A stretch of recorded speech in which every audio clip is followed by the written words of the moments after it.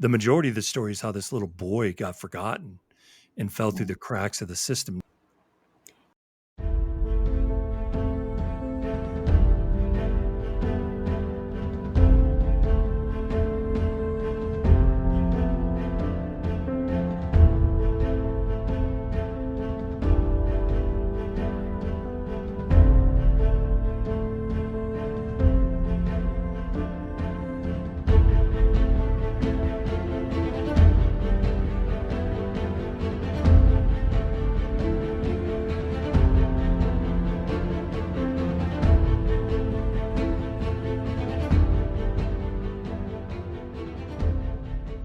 Hello, everybody, and welcome back to Across State Lines. I'm your host, Danielle. Thank you so much for tuning into episode 2 of the podcast and for bearing with me as I continue to figure out this whole podcasting and editing process. I would like to add a little disclaimer here before we go any further that this case does deal with the abuse and the death of a child. So if you feel that this would be distressing to you, please skip this episode and join us again next week when we dive into the case of Lizzie Borden. I am very excited to announce that I will be having a special guest joining me on this episode in order to discuss the case of 6-year-old Gary Ray Hose, who disappeared from his home in Phoenix, Arizona in late April of 1974. I invited the private investigator working on the case to join me for an interview, Mike Toth from Elite Investigations, which you can hear at the end of the summary of the case. He is incredibly knowledgeable and passionate about Gary's case, stating that despite all the years that have gone by, this case has really stuck with him and he thinks about it often. So be sure to stay tuned after the summary so you can hear his take on Gary's case and the information that he's willing to share with us. Gary Ray Hose spent the 6 years of his short life living in Phoenix, Arizona, in a home that he shared with his mother, stepfather, and 3 siblings. Gary had 3 brothers, an older brother named Guy, a younger brother named Jeff, and a twin brother named Jerry. The Hose home was located off of Greenway Road and Cave Creek Road, and the area was a mostly underdeveloped part of the city in the 1970s. Gary spent his days playing with his 4 brothers, attending Campo Bello Elementary School on the weekdays, and mostly trying to stay out of view of his mother and stepfather. The family shared a modest house, but not many people outside of the home knew what was happening within the 4 walls. The young boys were being abused, beaten, and tortured by their mother and stepfather, Charlene and Walter Hose.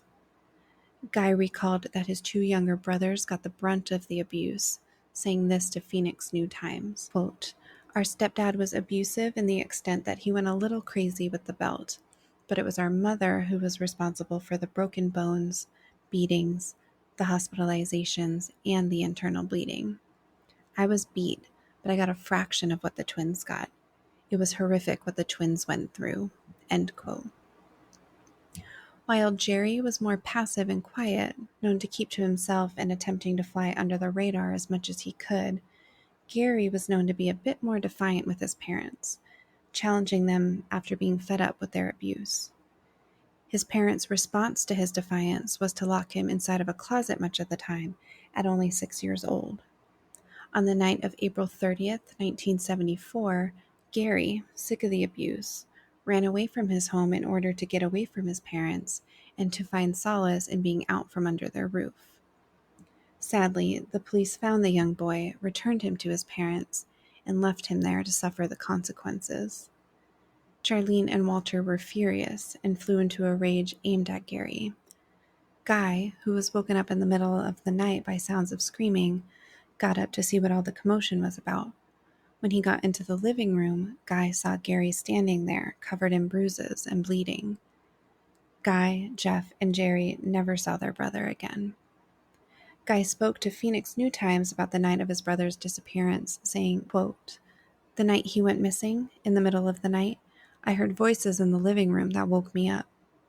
My brother was standing by my mom, and he was bruised from head to toe and bleeding." End quote. Only a few days after Gary went missing, Walter and Charlene decided that the family was to move out of their home in Phoenix and into a trailer located on a 3-acre plot in the desert located on North Maple Street, just outside of Maricopa County. Charlene and Walter packed up their belongings in the middle of the night, placed their kids in the car, and abandoned the home on Cave Creek Road. The family lived on the desert parcel for about a year, and Guy stated that neither Charlene nor Walter ever stepped foot on their 3-acre property that the trailer sat on again after they eventually left. For years, Guy thought his younger brother Gary, quote, got lucky, believing that he was adopted out to a loving family in Texas, which is exactly what Charlene and Walter had told the 3 boys. Charlene and Walter told Guy to never mention Gary's name to them ever again. A year after moving to the desert, the family left the trailer and property behind and moved to Boise, Idaho, where the abuse continued. When a teacher at Eagle Elementary School noticed bruises covering Jerry's face, legs, and back, she called the cops to report the abuse happening in the Ho's home. Charlene was charged with felony abuse and was sentenced to 5 years probation for the harm she had inflicted on Jerry. When Jerry was 14, he was removed from Charlene and Walter's custody and placed with a foster family who later adopted him. Despite Jerry being taken from the home, unfortunately, both Guy and Jeff remained with their parents. In the 1990s, Jerry and Guy came forward, stating that they believed their little brother Gary was murdered at the hands of their mother. Guy claimed that Charlene had beaten Gary to death that April night in 1974 after Gary was handed back to his parents by police, and that Walter had helped her cover it up. He also believes that Gary's body is buried either somewhere on that 3-acre plot in the desert or at the home located on Cave Creek Road. In November of 2015, Guy brought a backhoe to the Phoenix home that the Ho's family was living at when Gary went missing and began digging. The home was still owned by Charlene, however, and the Maricopa County Sheriff's Office intervened during the dig, claiming that Guy was trespassing on the property and was not authorized to dig there.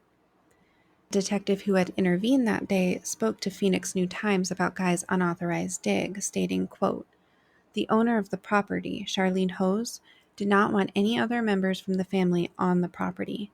Guy Hose had been advised multiple times by Maricopa County Sheriff's Office detectives, and prior to the search warrant, that he could not go onto the property or he would be trespassing." End quote. Guy countered this statement saying, quote, "If they aren't going to do anything about it, why are they trying to stop us from searching for him? My brother is not a piece of trash that should have been discarded in the desert. He deserves to be found." End quote. Despite this, the sheriff's office did agree to conduct their own search on both the Cave Creek Road home as well as the desert property on North Maple Street. Both properties were dug up at the end of 2015, and cadaver dogs were brought in to search for the smell of decay, yet nothing was recovered. Guy still believes that key evidence to his brother's disappearance lies undiscovered at the Maricopa home on Cave Creek Road, and after a tip came in that the body might be encased in concrete on the patio, he hired a private investigator of hopes of using ground-penetrating radar to aid in the search. The Maricopa County Sheriff's Office stated that no evidence to the disappearance was discovered during their digs, and since so much time had passed since Gary went missing, that the case was no longer a priority. Guy spoke to Phoenix New-Times about the sheriff's office statement, saying, quote, "The sheriff's department has already told us that Gary is not a priority. They got other cases that are more important and more current. My brother has been laying dead out in the desert for almost 43 years now. When is he going to get justice?" End quote. However, the media was covering the digging process, and it brought forth a new witness, the Hose's childhood babysitter. Dora Wolf used to babysit the 4 Hose boys in the early 1970s and vividly remembered the abuse that they had suffered. She recalled how Charlene would beat Gary and Jerry, and how she would instruct Dora to lock the twins in their bedrooms, and specifically ordered her to deprive them of food and water. Dora, who cared for and worried about the boys, would ignore these instructions, feeding the children and giving them water as needed. Dora was so concerned for the children that she had told her own mother about the abuse of the Hose boys, and Dora's mother called the police to report what was happening at the home. However, the children still remained in Charlene's custody after the report was made. Sadly, Dora had no idea that Gary had ever even been missing until 2015, when the media was reporting on the digs happening at the old properties. In fact, Gary was never reported missing by any adult figure when he disappeared. It wasn't until Jerry was an adult in 1994 that he went to the police station to report Gary as missing. Once a missing persons report was filed, Charlene and Walter immediately hired an attorney, and they never spoke to police about the disappearance of their son. Another witness came forward to shed more light on the abuse that the boys had suffered at the hands of their parents. A neighbor of the Hose family, Mary Fields, spoke of how she would often save the boys from sitting in feces-filled cribs when they were babies, and how the children were so hungry and so malnourished that they would often eat their own feces in order to survive and to fill their empty stomachs. She recalled how the children would call her grandmother, as they severely lacked a loving maternal figure in their lives. Mary would often hear the screams of the boys as their mother beat them, and described Charlene as a cruel, mean woman who was severely mentally ill. Mary once pulled Walter aside and begged him to get Charlene the help that she needed, but he was hesitant to do so, being afraid of her himself. Mary even had a close call with Charlene one time, who charged at her with a kitchen knife. Mary didn't just sit back and watch this all unfold, though, as she would often call the Department of Child Safety. However, she does not know if any of her claims were ever followed up on. All of this information was important to the case, but Mary also had more to add about the night that Gary went missing. She told authorities how that night, Walter came to her patio and began to relentlessly bang on her front door, scaring both her and her dog. Her husband was in the hospital at the time, and Mary was nervous to open the front door. As she was getting her robe on to see what Walter needed, he had ran away before she could open the door and speak to him. In hindsight, Mary believed that Walter was there to confide in her that Charlene had killed Gary, as Walter would often confide in her when Charlene turned the abuse onto him. Despite the searches on the 3-acre property, Guy firmly believes that his brother is buried there, stating that only a small portion of the land has been searched. He remembers a time that his mother, Charlene, was having a lucid episode and claimed that Gary's body would be found on the property, but said that the property would remain untouched until both her and Walter passed away, turning down Guy's offer to purchase it from her. He feels that the police aren't doing what they could do to find his missing brother, and in fact, feels like they've been putting off his brother's case and favoring his mother's protection. In one instance, Guy hired a company to dig up the septic tank on the property, but police stopped him, saying that the property rights belonged to Charlene and that he had no right to be digging there. They ordered him and his girlfriend to leave the property immediately. Charlene Hose died in 2016, and Walter passed away from lung cancer in February of 2014. Neither of them have ever been questioned about the disappearance of Gary Hose, and sadly, his case has gone cold. The property was passed down to Jeff Hose, who Jerry and Guy claimed to be Charlene's favorite child, and it is unclear if there have been any more searches on the 3-acre property since. But it has been said that occasionally Guy will go out to the property with a shovel and dig himself, searching for any signs of where his brother might be buried. The brothers have been haunted by the disappearance of Gary, and they desperately want to find his body in order to give him a proper burial. Listen to what Mike Toth from Elite Investigations has to say about the case of Gary Hose.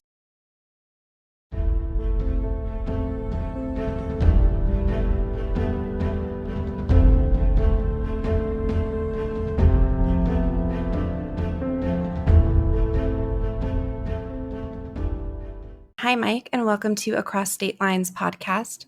I'm so excited that you were willing to join us today and share your knowledge about the case of Gary Hose.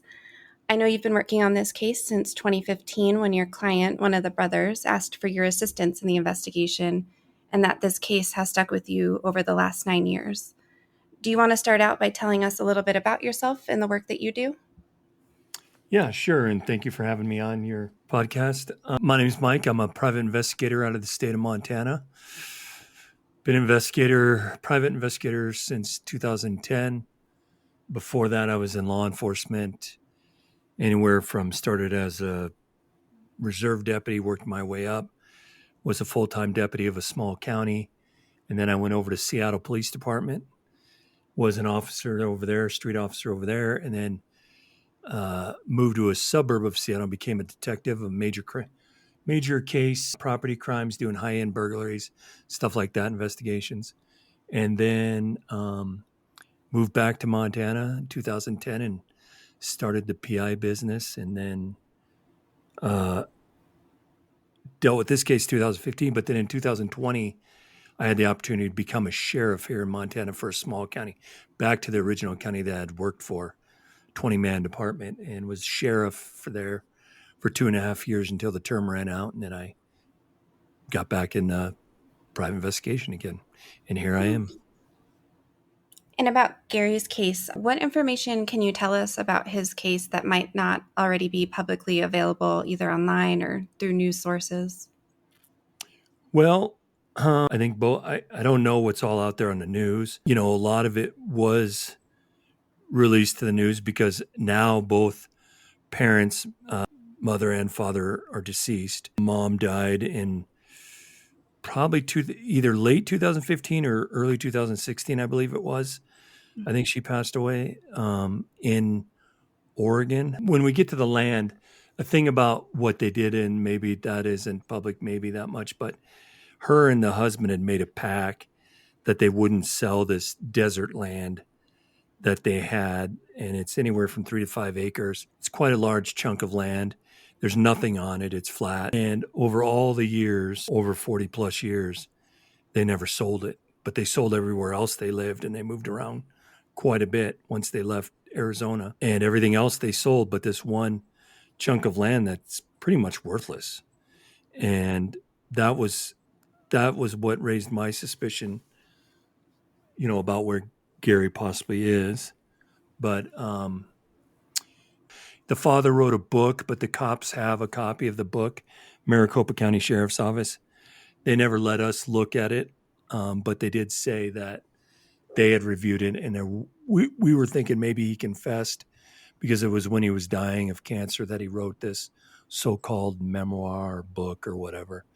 And the family, the brother that had hired me, was really hoping that maybe the dad confessed in there, right prior to his death, but he didn't. So, according to the sheriff's office, he didn't. So, Okay. Is that book like just a single copy of a book just for his yeah, they found it on a family? computer. They did. So when I got Maricopa County back involved, they went and did a search warrant on the property up in Oregon, and they found it on a computer hard drive, locked in a safe, and they seized that. I don't even know if it's in book format, but he claimed to the family he wrote a book, but I think it was just on a computer, and could have just been something like a long essay or something. I don't know, but we never got to see it, so I don't know. Oh, that's interesting. So when I write articles about people, I always really love to include facts about who they were in life before the story of their deaths.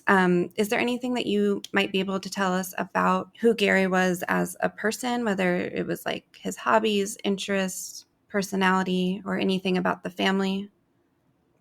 Well, there's an argument between, he was either 5 or 6 when he became missing. I believe 5, but the family member that hired me believes 6. He's 5 or 6, so he didn't really have any hobbies or anything, at that age that we can remember 40 years ago. But from what we've learned about him, he had enough common sense and enough courage to try to run away several times. Right. And each time he was brought back by the police back then and dumped back off with the parents, Right. including the last night he was found that he was known to be alive. He had ran off and was, I think, like a couple miles away when they got him. Oh, wow. And the PD, I think Phoenix Police Department, or maybe it was the sheriff's office back then, brought him back home and just dropped him off with the parents. And that's the last time he was ever seen alive, was that night. Right. And that was April 30th of 74. Yeah, that sounds about right. Right. Do you have a personal theory about what you think happened to Gary or where he may have ended up? Yeah, I mean, I believe wholeheartedly that the parents killed him. My gut, and just, I mean, we have absolutely no proof, but it only makes sense. The one place he would be hidden is out at the desert property, because why would they never sell it if it was worthless property. I mean, I think when I checked the taxes on it, it's like only $1,000 a year or something like that. I mean, it wasn't very much at all for the taxes. And again, there's nothing on it. There's no water. There's no nothing.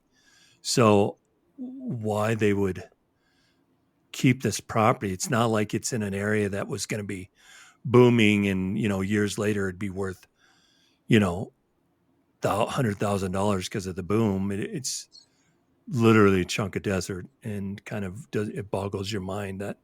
And it would be a perfect place to dispose of a body. So that's where I believe he is. And according to the brothers, when I interviewed him and talked to him, both the twin brother Jerry and guy that hired me, they remember when the cops brought Gary home, and last they saw him is the parents taking him in the bedroom, and they heard him screaming. I guess they had a box, according to the brothers, they had a box kind of like a dog crate, but made out of wood.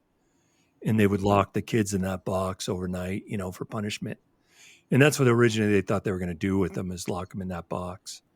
But they heard him screaming, and then it got quiet. And then the next morning, the parents told the kids, when they were like, "Hey, where's Gary?" that he had been shipped off to live with family out of state. And then, of course, that was not true. Right. So both properties were searched. Do you think that there was anything to the tip about his body being encased in concrete in the patio?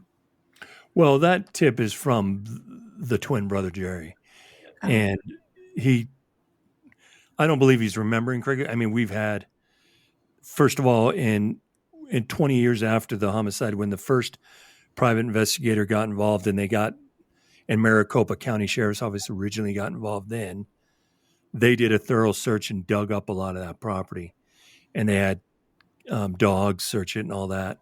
And then when I got involved, another 20 years later, so a total of 40 years, we again searched that property, and again had multiple canine dogs out there. Not at the same time, of course, that's not how they do it, but one at a time, go through, and they never hit on anything. And they did have a ground penetrating x-ray and look over the cement, and there's nothing there that we saw that made us feel that there was there. Oh, okay. So I didn't know that tip had come from the brother. That's interesting. Yeah. There was nobody said anything until Jerry, after 20 years of missing, when Jerry finally called and hired Paul, and then Paul got this show, the Crusaders back then, involved, and then they're the ones that got the sheriff's office involved. And Right. And the Sheriff Joe Arpaio, he was on the show. Is that correct? yeah, yep, he was on the original show. And then when we didn't get a chance to speak to him, we talked to his detective division, his cold case detective division, but then one of the local news agencies out there in Phoenix did interview him about this case when I was working it. And of course, he just said what any political person's going to say is, "Oh yeah, we're looking into it," and all that. But it was dead in the water until I had him reopen it again. And then now, Right. it's dead again. It's just stopped. It's at a standstill at this point in time. That's what I was about to ask you. I was going to say, do you think that there's going to be any more movement on this case in the future, or do you think it's either at a standstill or the police department has maybe unofficially closed it? Well, I guess, to be honest, I haven't talked to my client in a couple of years. So I don't know. I mean, unless they're doing something that I don't know about, which obviously at this time they have no obligation to tell me anything. But I personally don't think anything's going on with it.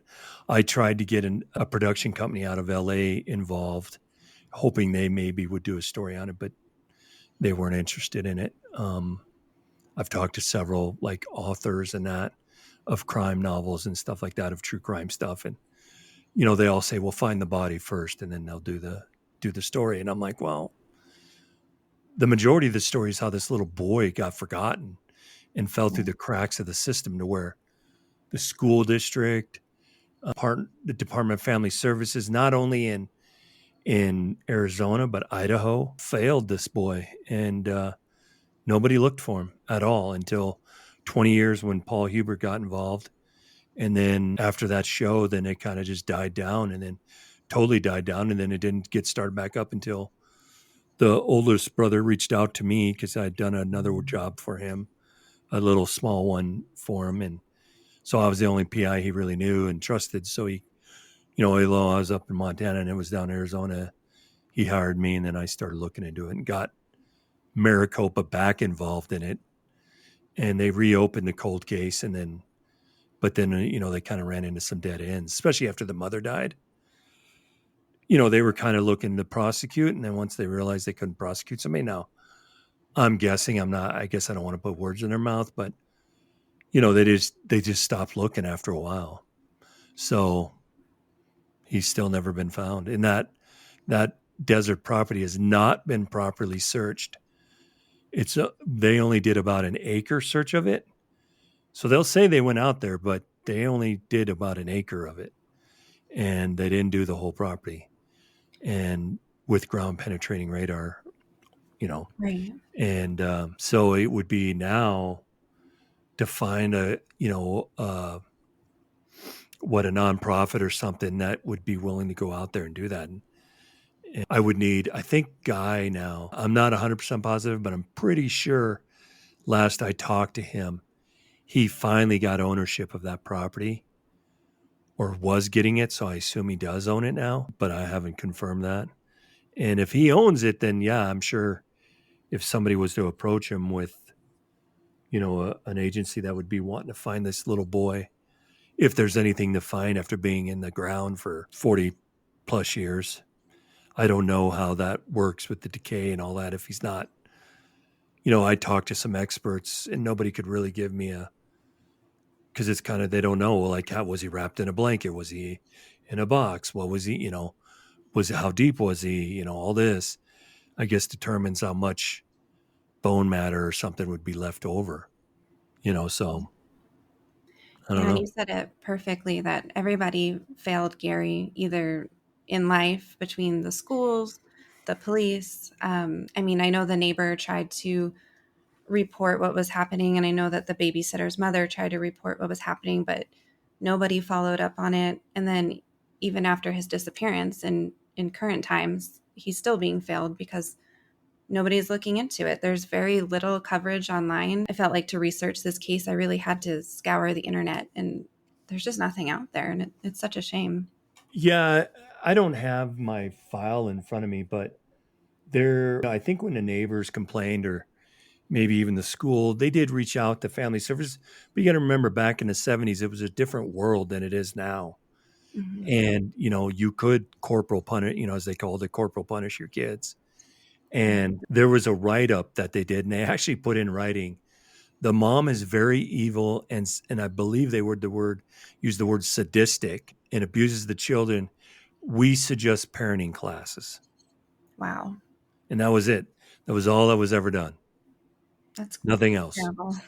Kids weren't taken. Jerry didn't get taken out of the home until he was 12, and that was up in Idaho, because they beat him so bad. But when they took him, they didn't say, "Hey, where's your twin brother at?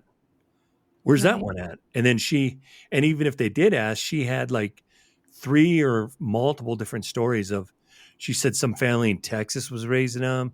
And then he was over with family and no, he was in a home in like Browning, Texas or something, which ended up, we chased every lead down and all of that was false. And then she said he was with family, like in Illinois or somewhere like that. And no, that never happened. I mean, she just kept changing her story about where he was at and no one held her accountable of no, what's going on here. And it just died. There was dead end, I guess, lack of a better term there. Right. And I know, like you said, Jerry was adopted out after he was put into the foster care system, but Guy and Jeff had to stay with their parents. Do you know anything about if the brothers continued having a relationship together? No, they lost contact with Jerry. I'm the one who found Jerry for him. Guy had no Right. idea where he was. I was able to locate Jerry and locate his parents that adopted him out, and then located him for Guy. So they were able to get in touch through writing to each other. And Guy and Jeff is the youngest. I never, I think I might have talked to him once on the phone.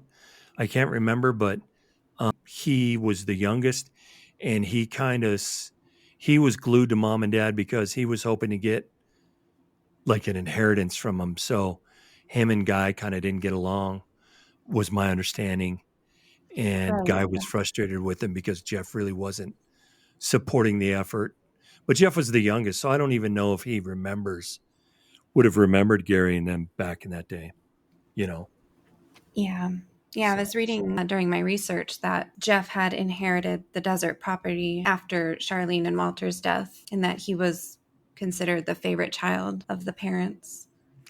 yeah, because he stuck around, he was the youngest. But again, I heard my understanding was they tried to leave the property to the Mormon church because they happened to join the Mormon church when they moved to Oregon. Mm. And the guy, him and his girlfriend at the time, and I don't know if they're still together or not, they might be, kind of raised the stink and advised the church of what was going on with the family. In my understanding, the church gave it to Guy and not Jeff, but I don't know. I never, again, they ran out of funds, and the fact that I'm way up here, if I lived in Arizona, I would be working this case on my own without any money just because I'd love to find him, but I just can't have, from up here, I can't do much from up here. Right. And I know that you said that Guy most likely owns the desert property now, and he's out there sometimes trying to search for his brother. But do you know what happened or what became of the home on Cave Creek Road? Yeah, I think if people go to my website, they'll see there's a news article or a news video on there, and a production guy at the news station owns the house. It just happens to. And of course, he gave us permission to search the house only if they could have the news there and do a story on it, which we had no problem. We wanted to get the word out of this. So, but yeah, this guy at the time when we were out there in 2015, 2016, he worked at the TV station. I believe I think they might even have interviewed him on that TV program, on that news blip that they had. But so he owned it and let us have free reign of the house, and we had dogs in the house, outside the house, out in the backyard, out in the front yard. I guess according to the dog handlers, they would be able to find a body that's 40 years old in the ground, and they didn't hit on anything. They didn't hit on the floorboards because then we thought, well, maybe they pulled up floorboards and buried them under the house. And I mean, we just tried to think of everything and take advantage because the guy gave us free reign of the house, that we wanted to search everywhere and make sure we didn't miss anything. The only thing we didn't do is tear up the cement, but we were pretty confident in according to the canine guys. And now I don't know, I'm not a canine guy, but they said, oh, they'd be able to smell it. And then of course the sheriff's office had to use ground penetrating radar and didn't find anything that stuck out. So And then, like you said, only 1 acre of the 5 or 3 acre property has been searched. So that leaves quite a bit officially unsearched. searched with the sheriff's office, correct? Yeah. Leaves Okay. quite a bit not searched. Now, Guy went out there with a backhoe and he dug up. This is during when I was involved, and his parents still owned the property. He dug up there was a septic tank, and he dug it up, thinking that maybe the brothers either A, buried in the septic tank, or B, underneath it. And there wasn't anything there. And he was stopped during that search, correct? Yeah, there was a lot of drama that happened with that. And Pinell County, to their credit, because it's not that desert property's in Pinell County and not Maricopa. But Pinell doesn't have the investigation because he didn't die in Pinell County. He died in Maricopa, is what we believe. So Maricopa had it, and there was a big dispute between what can be searched and what can't, and all this stuff. And of course, me and Guy disagreed with the sheriff's office, and of course, we were right, and that's why Pinell didn't do anything at the day. Just asked Guy to stop for now until later. So Guy stopped after, but he was pretty much done at that point. Once he dug up that, he just really wanted to look at that septic tank, and I believe that's even on one of the news videos on my website. So the disappearance happening in Maricopa County and the property being in Pinell County, I imagine really complicates things. He wants to pass the buck, and it's not. I'm not beating up on the law enforcement agencies. I understand where they're at. It's a 40-year-old case, 40-plus-year-old case. There's no suspect that could be arrested or charged. So Pinnell doesn't want anything to do with it because, one, it didn't happen, even though we believe his body's there. Maybe if we could absolutely prove that and had evidence that his body's there, maybe Pinnell would get involved. But they're like, look, dude, this didn't happen here.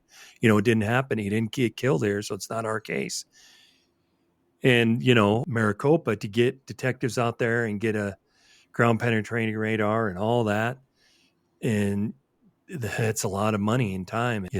That's why they only did an acre, and that was it. I think if we could find some type of fresh clue that we could get them back involved, that's how I got them involved. The second time when I got involved was because they didn't know about that property. And I was able to tell them about that property and how it's been in the family for so long. And then of course, where the mother was and that she was dying and they needed to act. So they reopened it and ran with it for a little while. But after the situation with digging it up, the septic tank, the relationship between the family and Maricopa County kind of soured. Now, I kind of tried to keep a relationship with the sergeant of the cold case unit, and because being ex-law enforcement, and they were always polite in that, but you could tell they were a little standoffish at that point, and just kind of it just slowly slid to the back of the file again, and probably filed away now. And until we get another lead, I don't think they'll. I can't be 100% positive, but I doubt they'll reopen it unless we get either more attention to this or another lead. But if we could generate some more people upset about it that want to find this little boy that is, possibly buried out at that property. It'd be nice to be able to give him a proper funeral. Exactly. So do you know if the parents ever spoke to the police? Because during my research, I read that they never spoke to anyone. They hired an attorney immediately. Right. Yep, they lawyered up. That's why they never could talk to him. Mm. But when she was dying, they went to her and they wanted to do a kind of a deal with her. Like, hey, we won't charge you if you just tell us where he's at. That didn't happen. So, Did she reject that, or did something else happen? some other stuff happened with that I probably don't want to go into, but that offer was never able to be presented to her.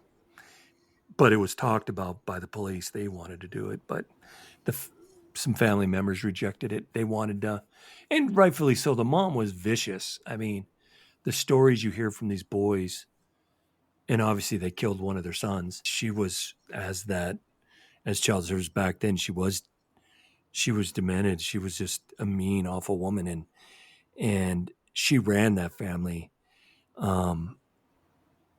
In that show Crusaders, when they set it up to where Jerry could confront the father as he was leaving work, and you could tell right then that he wasn't in charge of the family.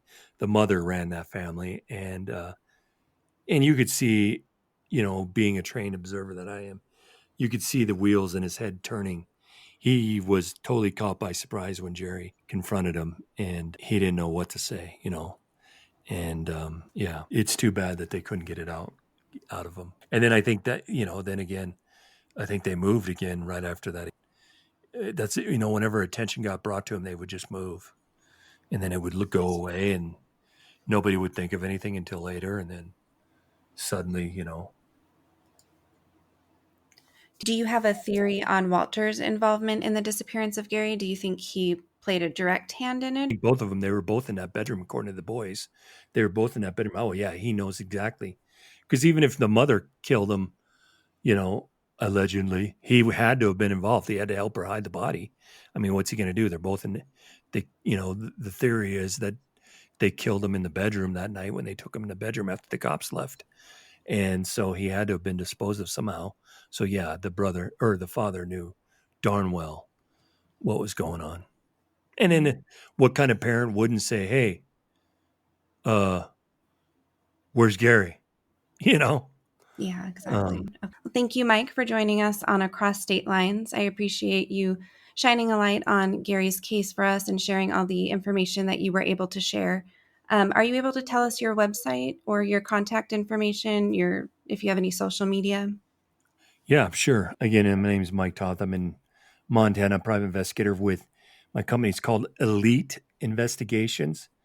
And my website, if you want to go watch those news stories, is Elite, PIMT. So the word elite, then Paul Ida, marytom.com. And there's several news articles I've worked on, several other different, other homicides. And there's stories about those on there. I was on a TV show recently about lost and missing Native American women here in Montana. Worked several of those cases. So yeah, you got any information that you want to share about this case? Let me know, and then I can be in contact with the family and let them know, and we can see if we can get this opened back up. Yeah, and I would invite everyone to go to your website and watch the news clips that you have listed under the media tab. There's a lot on Gary and his case. Yeah.